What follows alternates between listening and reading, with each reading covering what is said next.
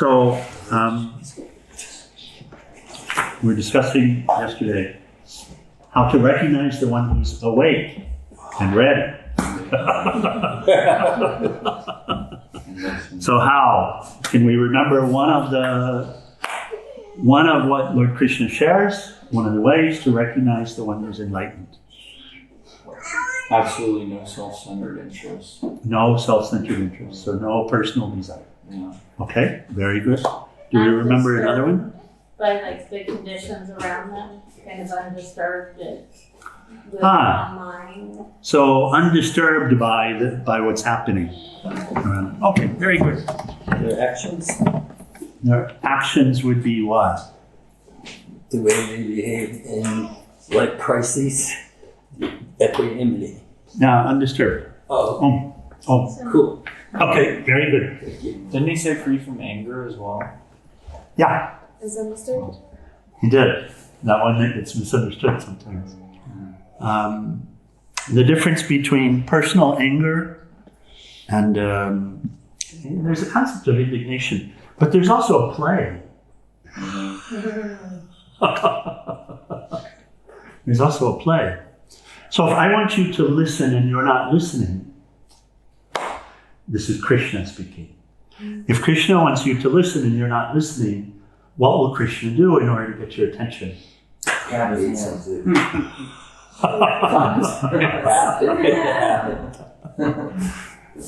So here we have this beautiful example, mother. So mother, and mother. So a child in the street doing something that you don't want them to do, playing, or cars around. And you say, Johnny, would you please get out of the street? And they don't hear you. What do you do? Grin. Get out of the street! Yeah. Throw something out. Has that ever happened to you, baby? No, we've lived busy streets. Say? We haven't really lived very streets. Oh, okay. It has happened to me. So the child will say, Mother is angry at me, but Mother will say, I'm not angry with you. Nice. I just want you to get out of the street. I want you to listen. Oh. I'm thinking of Okay. Jesus in the market. Yeah, that's this righteous indignation, and we're not going to go there this morning. Oh, okay. Let's go right into the text and continue. So that's a thing, and it will get so easily misunderstood. So there's a lot of nuance to it. You can only tell from the inside. That's the truth. Mm-hmm. And that's it. That's it. You can't tell from the outside, but you can tell yourself. And that's what this teaching is about. It's not about controlling someone else, right? It's about controlling ourselves. Thank Thank God. How to do that? With anger and the kids, I can tell a big difference when I just do a quick yell and it doesn't affect me. And then sometimes I yell and then for the rest of the day I can feel the anger. Right. So I can tell the difference. That's it. The person involved, and that's really, so this, what Lord Krishna is sharing, and we've really covered the point, so we'll move on, but what he's sharing is that, and we can't miss this. What he's sharing is that you can see it from the inside. But you can recognize clues from the outside. Okay, we have to start with Geeta Dhyanam. And I did a terrible thing yesterday. We didn't start with Geeta Dhyanam, so I ask for forgiveness. So do we have Geeta Dhyanam? No, I don't have one. There's one in here. Okay. Thank you.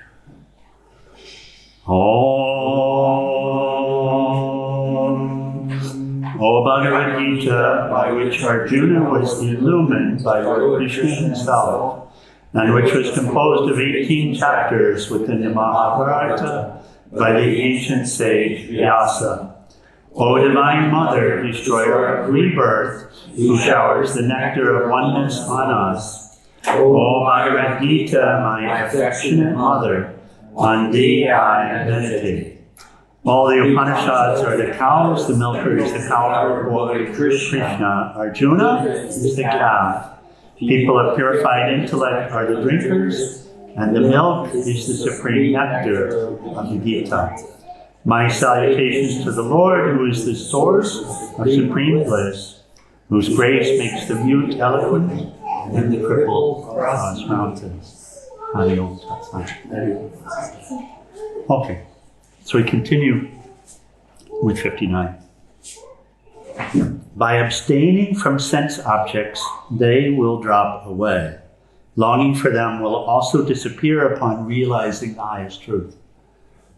So, by abstaining from sense objects, what will drop away? The desire.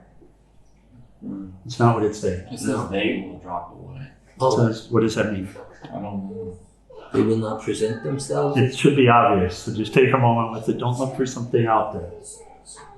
By abstaining from sense objects, they will drop away. What will drop away? Oh.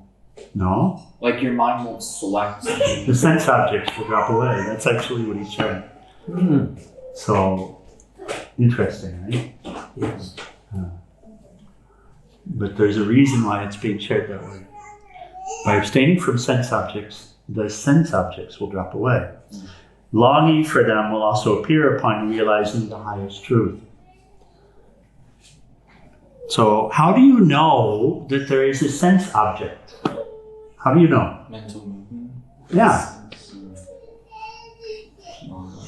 Otherwise? I don't select it out in the field. Otherwise, is there a sense object?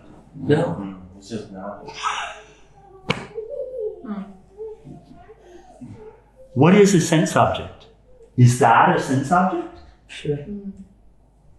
No, there's a Not vivid image. Only if something arises related to it. Repeat.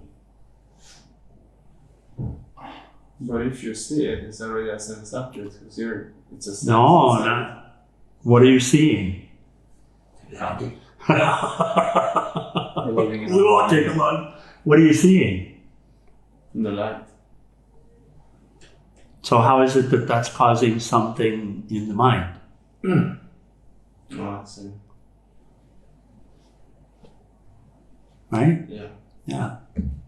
So Can you see without something arising in the mind? Can you look at something without nama-rupa, without the name and the form arising? yeah.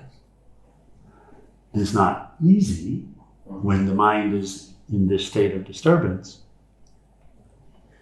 But if you look at something like that and divinity comes to you, So is look that at that. divinity, the plants. Okay. So that is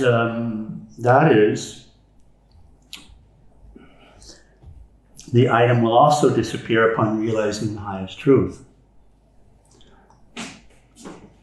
Is there a plant there? Wow. Ah. So So that will seem odd, but There's existence. let me read the commentary. You may control the senses, but still impressions from the past desires, the vasanas, are there. You may not be enjoying the objects of your desires, but that doesn't mean that you are completely free from them. You may have a little longing still. Sometimes when people fast, even though they are away from food, unfortunately they think more about food. So just staying away is not enough. The question really is, how do we get rid of this longing, these vasanas? The answer is not by force, but by real understanding of the truth. Ask yourself, who is eating the food? Am I, or is my body? It's the body that longs for the food. I'm not hungry. I'm not thirsty. When you're rooted in this truth, then even the longing goes away. My master used to sing, I'm not the body, not the mind, immortal self I am. When you're rooted in that, then you'll look at the body and say, hey, you're not really hungry, you've eaten enough. there's a lot of storage. Finish up all that, and I'll give you some more later on. And you won't dwell on it. That's why they say when you realize the Supreme, even longing goes away. As long as you're still striving, be extremely careful not to be deceived by overconfidence, thinking, I've achieved everything. Now I'm completely in control. You can be deceived at any time. So do we hear what's being shared? How do you hear it? Anything? Don't let go of your guard. Keep a vigilant practice. It's Keep a vigilant practice. Who's eating? Who's hungry? Yeah. Am I eating? The body. It's the body. That's what he's sharing, right? And it's in the mind. So here, this is a good time for this. So some of us know this, but some joining us online, and a couple might not have heard. We pull it out now and then. So Swami Shivananda says, in terms of how did these vasanas, how did these tendencies get here? To begin with, he says, sow an action and reap a tendency. Sow a tendency and reap a habit. Sow a habit and reap a character. Sow a character and reap a destiny. So, and here's an example of how this works.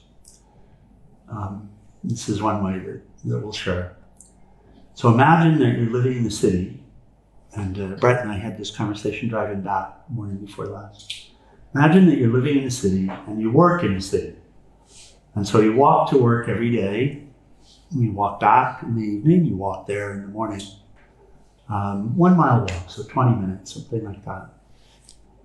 And of course you've got it timed, you know when you're going to arrive, you know when you're going to get back home, and you plan your schedule around it. So one day you're walking and one of the empty storefronts that you have been passing every day has activity in it. What happens? Interest comes Interest comes in.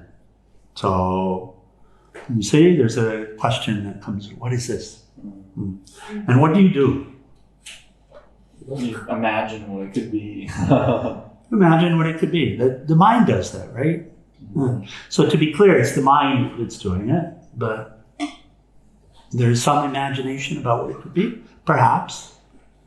You might continue on even, but so continues day by day by day. And you're walking there in the morning, and you're walking to work, and then you're walking back in the evening. And the activity continues.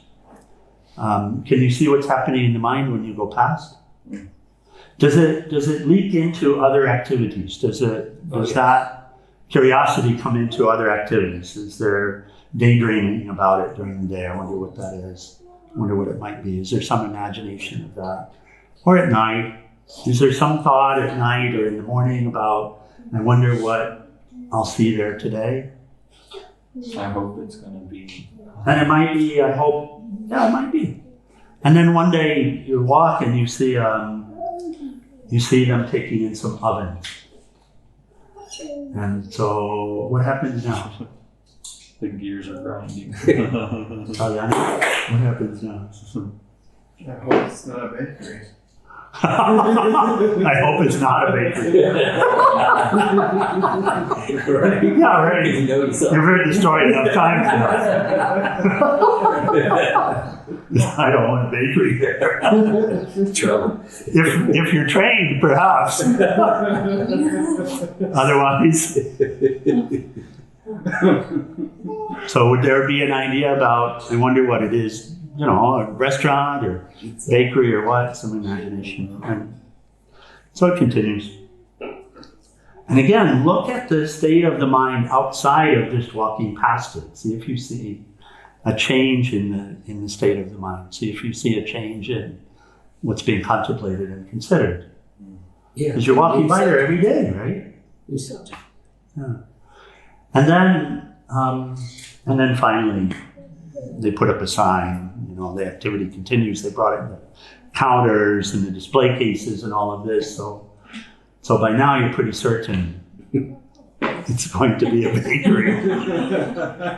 What kind, you don't know yet. Oh no, something else. So the sign goes up, La Patisserie French Bakery. Opening soon. What happens then? I get really hungry. Yeah, who gets hungry? Civilized. Yeah. So hunger comes, maybe some. Craving. Yeah. I hope they Have you been this. to Paris? Anybody been to France? No. So so probably the idea of, you know, the croissant that we had on the West Bank, or something like that, or some other, right? Yeah. And then they put up the sign and they put up a sign in the window. It says, "Opening tomorrow, free pastry for every guest." Ah, And I'll be so, the first one. yeah, I want to get there early tomorrow morning. What time do they open? So that I can have, so that I make sure that I get what I want. I wonder what they'll have. And then you go and you have the whatever. What would you have? Chocolate croissant. Chocolate croissant, right? Yeah, I heard that. Chocolate croissant. So you have the chocolate croissant and you fill in the blank. How is it? Tasty. Tasty. Amazing? Amazing. So now look at the state of mind when you're at the office. And by the way, you know that you're walking by there this evening. Oh, normally you leave at 6, but they close at 6. Do you sneak out a little early? Mm-hmm. 5:30. If I leave at 5:30, I'll get there in time. I'll have an opportunity to have the almond croissant if they still have it. Pre-order. I got a little cough coming, boss. Sorry, I gotta go. Yes, right? No, Yeah, I gotta get out. Right. So, and then play it out another few months.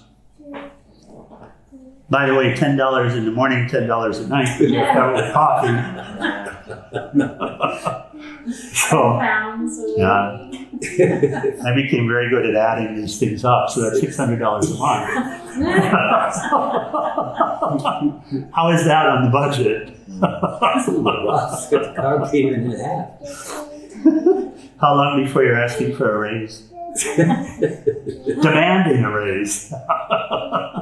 Ready to quit if you don't get one. Have we had any experiences like this?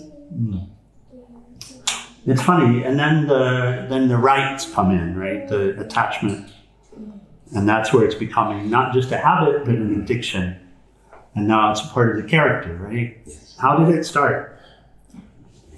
And then one more part of the story. So after a year and a half, then one day you're walking in the morning and you're going early. And by the way, you're upset at the world because you had to cut back because you never did get that raise. And you're so underappreciated at work, right? You're not being paid fairly. So people have come to know you as an angry person. So not treated fairly. You want to be able to go twice a day, you're only able to go once because you can't afford more. And there's this sign on the door, they're closed. They're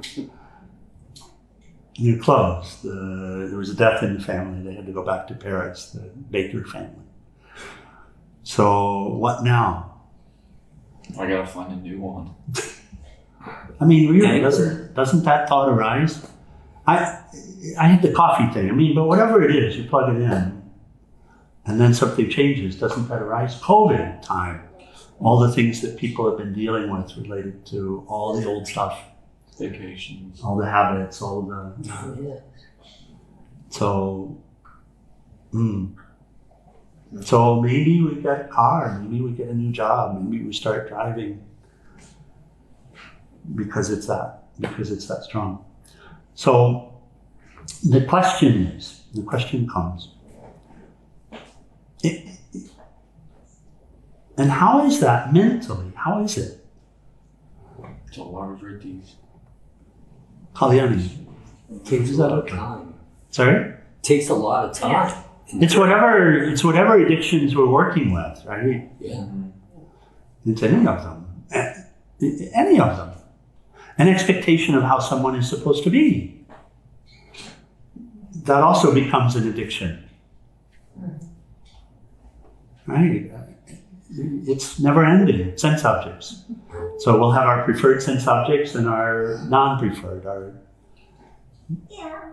But in this case, if you look back at that first moment when you're passing by it, what action would you take now, knowing this? What would you do? Find a different room. Yeah, or practice non-disturbance, Right. right? So firm practice. Right? And at some point you would say, I'm not going to let anything here disturb me. I'm not going to let anything here deter me. So, pratyahara. So then he plays it out. Lord Krishna says, he takes the thirst away. If the senses become excited, Arjuna, they will carry away even the mind of a wise person aimed for perfection. But the yogi learns to control the senses by meditating on me as the highest goal. As the senses come under control, the yogi's wisdom becomes steady. Does that make sense? So it's very practical what we're dealing with. Whatever we're dealing with, whatever it is that we're trying to have or trying to control, it's habitual. It's habitual. Peace Pilgram, in preparation for spiritual path, she speaks of taking an inventory and looking at what's actually needed for the role that's being played. On everything. She did it on everything. Food and things that we have and all of that. And doing a house cleaning. In other words, you see, if you look with wisdom, you say, the body reacts to a particular food. Favorite food I need. Right? Hunger arises, salivation comes. But with wisdom, if you look at that, can you recognize what's happening? Can you say, no, I'm not hungry and I'm not going to eat? Yes. But still, what's arising, the vasana, the tendency, is something other than that. No, I'm not going to have that drink, correct? No, I'm not going to take that. No, I'm not going to go there. So that's, and seeing what's right, but also taking the guidance from the light, having the mind focused on the highest, devoting to the highest, not forgetting the goal. Not forgetting the goal, that's a good one. Right? I will be undisturbed, unshaken.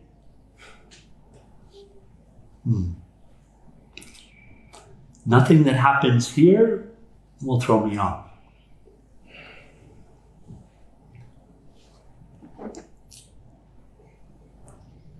And he continues on what happens when we're in this state of distraction, where the sense objects have taken over and the attraction to the sense objects or the dislike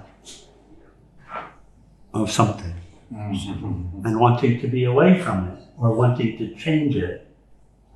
It's the same. Same thing. Yeah. Right? Okay. So he continues, from brooding on sense objects, attachment to them arises. Right?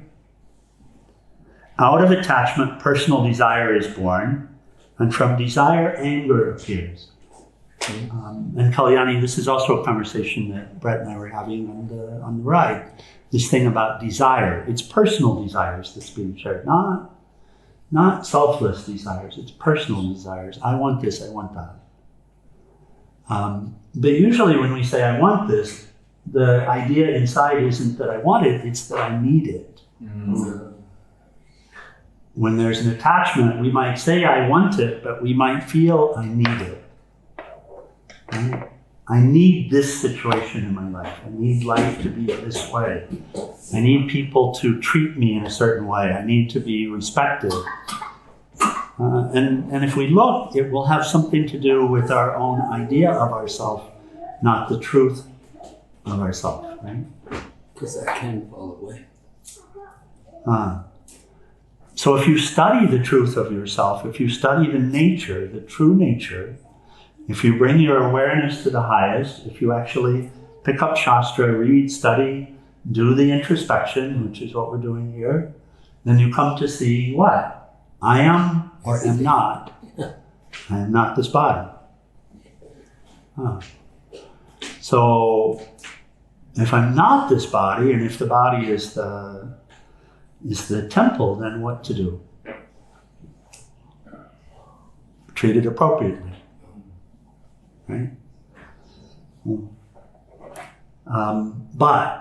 But when we live the worldly life and we're after the things, the objects, and when we're expecting people to behave in a certain way, and we're expecting this and expecting that, then the mind is constantly in a state of disturbance, right? Yeah. And the other part of it is anger is arising, and that's where we go now with the teaching. And actually, Swami Chinmayananda in the Holy Gita, on these slokas, he has this beautiful discussion of desire and anger. And what he shares is that they're two sides of the same coin. Yes. Where there's desire, there's anger. Where there's anger, there's a desire unfulfilled. Where there's desire, there's anger. Because as long as we have a personal desire and we live in order to fulfill it, then there's never fulfillment. Right? So if you have a desire and you don't get the thing, what happens? Anger naturally arises. Focused at who or what? Well, the thing or the person who prevented you from having it. Yeah. Right. If you get the thing and it doesn't fulfill, what happens? Get angry with yourself. Anger arises, normally self-directed. Yes. Yeah? Constant restlessness. Yeah, because I should have known better. Look at how much time I wasted on this.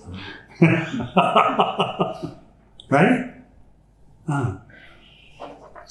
So desire and anger, it's being said, are the same. And where does it all begin? Swamiji adds commentary. Brooding on a sense object. Any sense object. A person, a place, a thing. Anything. A house. A child. A partner. A job. Money. Utilities. A bill, where's the money going to come from?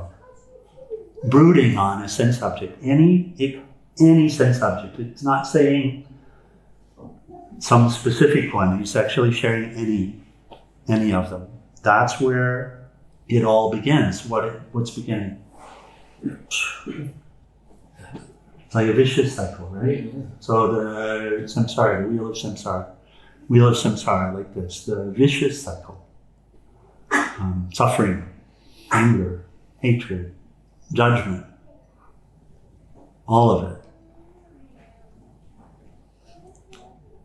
That's where it begins. When you start brooding, he says, you end up perishing.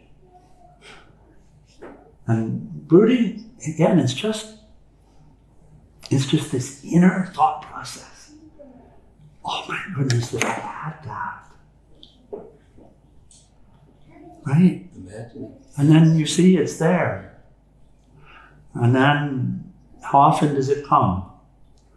And then when it comes, do you contemplate it? Most of us still, we accept the thoughts to the point where when a thought comes, we give it time. But where the sense objects are really appearing for us is in the mind. right? Construction. So can you let that thought go? Or does it have to be contemplated upon? Yes.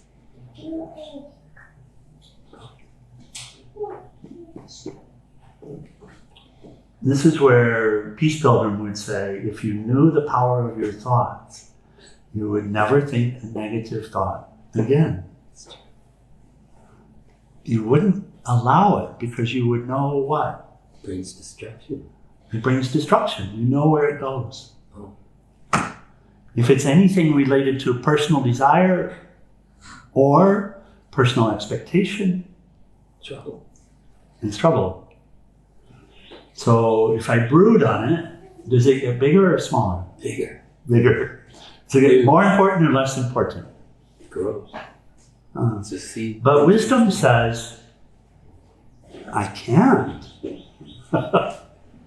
I can't brood on it because I know what happens when I do. So an idea comes, I want to be at the ocean. Okay, fine, it seems innocent enough. Okay. But if I'm brooding on it, if I'm thinking of it, and then if I attach my happiness to it, and I say, in order to be happy, I have to be there, then there's no possibility to enjoy the ocean. You built up. Not anymore, because now it's become a requirement, and anger will always arise. Anger will always arise because somebody's preventing me from being there, or I didn't get what I wanted from it this day. The weather, it was stormy. I didn't get to enjoy it the way I wanted. How does that work in, like, desire for A shark. the spiritual, like, realization? Like, I desire to come here, and I desire to do the practice, but certain things in my life might prevent me, and that makes me angry sometimes. But Yeah. you know, my goal is so I'm wondering how that. It's now you're in an interesting field. If it's grounded in a selfless goal, aspiration, intent, then it would be more or less selfless, more or less beneficial, and then more or less because is it an expectation? Is it no different than any other sense object that I'm craving? I'm craving peace, and so I come to the ashram in order to get peace. But if it's peace for me, and I don't have a selfless goal or intent, then very quickly I'll still get disturbed. It'll be the same. And I'll be angry at everyone. Somebody will come in at 6:15 and I was just starting to get into meditation. And one of the kids will make a sound. Ah! And that same anger will arise. The same anger. So, That's a good example. so it can actually be said any self-centered desire will result in the same process happening. Any self-centered desire will have anger. But there are desires that are self-centered desires that are relatively more beneficial. Learning how to breathe properly, learning how to eat properly, all of that. But then you learn how to eat properly, and now you have to be angry at everyone else because they don't. So you're going to have to look at the intent to get out of this. And that's where Lord Krishna says, devote to me, offer the fruit to me. Devote to me, think only of me, devote yourself fully to me, to the highest. And the highest is also everyone else. It's the totality of this. It's the entirety of this universe, the entirety of the world is also a way to relate to the highest. So for the benefit of all. So if my desire would cause harm to anyone, then I can see that's a self-centered desire. So I need to look at the intent then. And it's possible to do. It's possible to look at the intent and say, okay, then I have to genuinely do this for the benefit of all. Now, to really genuinely benefit all, how do I do? But the best formula is the one that Lord Krishna has given. Think only of me. Devote yourself completely to me. Offer all of the fruit to me. And then you see we're out of the cycle. We're out of the cycle. By thinking only of me, Krishna, by devoting to me alone, by offering, then even the nature of our sense experiences change. And we begin to see what's there, what's really there in all of the experiences. Because why? Because we're transforming our mind. We're changing the nature of the mind. We're always changing the nature of the mind. Either the mind becomes more distracted or less distracted.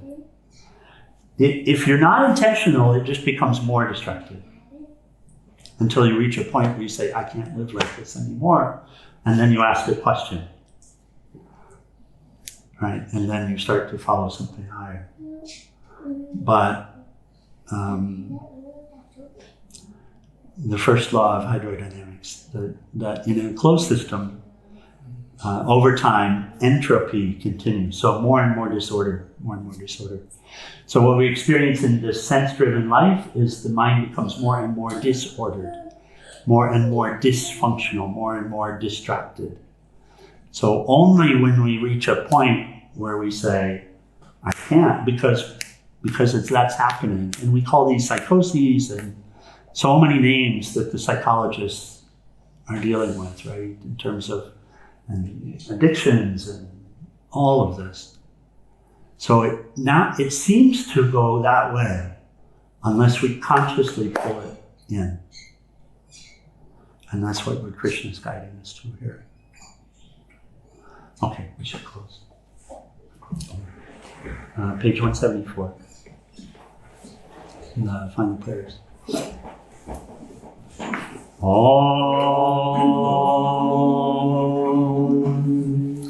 Om Trayambakam Yajamahe Sugandhim Pushtivarnam Orvai Vandhanam Ritor Mokshyamam Ritat Om Trayambakam Yajamahe Sugandhim Pushtivarnam Orvai Vandhanam Ritor Mokshyamam Ritat Om Trayambakam Yajamahe Sugandhim Pushtivarnam Orvai Vandhanam Ritor Mokshyamam Ritat Om Sarvesham Swastir Bhavatu Sarvesham Shantir Bhavatu Sarvesham Purnam Bhavatu Sarvesham Mangalam Bhavatu Sarve Bhavantu Sukhinaha Sarve Shantu Niramaya Sarve Bhadrani Pashyantu Bhakashit Dukha Bhave Asato Ma Satgamaya Tamaso Ma Jyotir Amaya Mrityor Ma Mritam Gamaya Om Purnamida Purnamidam Purnamudachyate Purnasya Purnamadaya Purnameva Vashishyate Om Shanti Shanti Shanti. O adorable Lord of mercy and love, salutations and prostrations unto thee. Thou art omnipresent, omnipotent, and omniscient. Thou art Satchidananda. Thou art existence, knowledge, and bliss absolute. Thou art the indweller of all beings. Grant us an understanding heart, equal vision, balanced mind, faith, devotion, and wisdom. Grant us inner spiritual strength to resist temptation and to control the mind. Free us from egoism, lust, anger, greed, hatred, and jealousy. Fill our hearts with divine virtues. Let us behold thee in all these names and forms. Let us serve thee in all these names and forms. Let us ever remember thee. Let us ever sing thy glories. Let thy name be ever on our lips. Let us abide in thee forever and ever. Ambalo Sakar Shivananda Maharaj ki Jai. Ambalo Sakar Saraswati Maharaj ki Jai. That's right, it's for RT page 210.